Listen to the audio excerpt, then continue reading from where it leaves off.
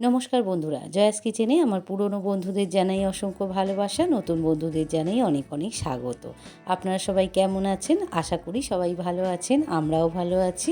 এই গরমে আমি আজকের একটা ডালিয়ার রেসিপি নিয়ে এসে আপনাদের সামনে হাজির হয়েছি। একদম হালকা ফুলকা, খুবই সাধারণ একটা রান্না, কিন্তু খেতে অসাধারণ হয়। ভিডিওটা সম্পূর্ণ দেখার অনুরোধ রইল, আশা করি আপনাদের ভালো লাগবে। তো চলুন রেসিপিটা শুরু করা যাক। ডালিয়ার এই রেসিপিটা বানানোর জন্য এখানে আমি মুগের ডাল নিয়ে নিয়েছি অল্প একটু। আমরা দুজন লোক খাবো, তাই অল্প করেই করছি। অল্প একটু ডাল কড়াতে দিয়ে ভালো করে একটু নাড়াচাড়া করে নিলাম। ভাজাভাজি করব না, একটু কাঁচা কাঁচাই রাখবো। এবারে জল দিয়ে দিলাম, দিয়ে ভালো করে ডালটাকে ধুয়ে নেব।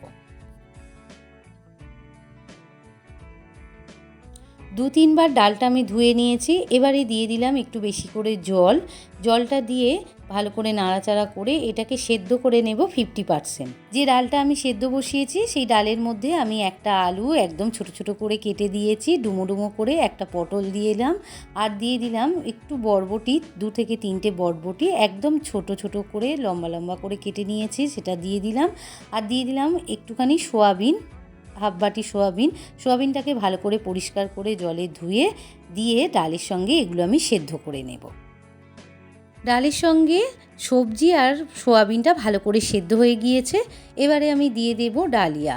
এখানে আমি ছোটো বাটির 1 বাটি ডালিয়া নিয়ে নিয়েছিলাম। ডালিয়াটাকে প্রথমে কড়াতে একটু হালকা করে নাড়াচাড়া করে নিয়েছি, তারপরে একটু ভিজিয়ে রেখেছিলাম 5 থেকে 7 মিনিট। তারপর ভালো করে ধুয়ে 2-3 বার ধুয়ে আমি দিয়ে দিলাম ডালের মধ্যে, দিয়ে একটু সেদ্ধ করে নেব আরও 5 মিনিট।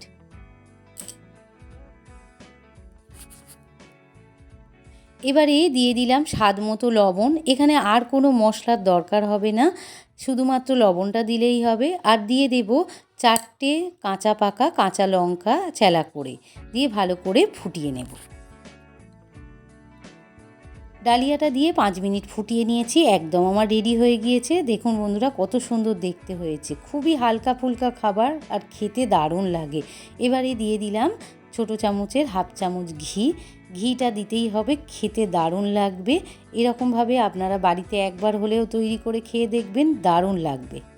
সবজি দিয়ে আর সোয়াবিন দিয়ে ডালিয়ার এই রেসিপিটা আমার একদম সম্পূর্ণ হয়ে গিয়েছে। দেখুন বন্ধুরা, কত সুন্দর দেখতে হয়েছে আর খেতে দারুণ হয়। একদম মশলা টশলার প্রয়োজন হয় না, একটু লবণ আর একটু ঘি দিয়ে আর কাঁচা লঙ্কা, দারুণ লাগে খেতে।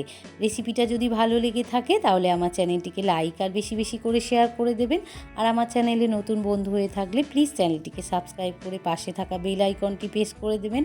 আর কমেন্টে জানাতে ভুলবেন না যেন আপনাদের কেমন লাগলো। আপনারা সবাই ভালো থাকুন, সুস্থ থাকুন। আবার দেখা হবে অন্য কোনো একটা রেসিপি নিয়ে। আজ এই পর্যন্ত, ধন্যবাদ।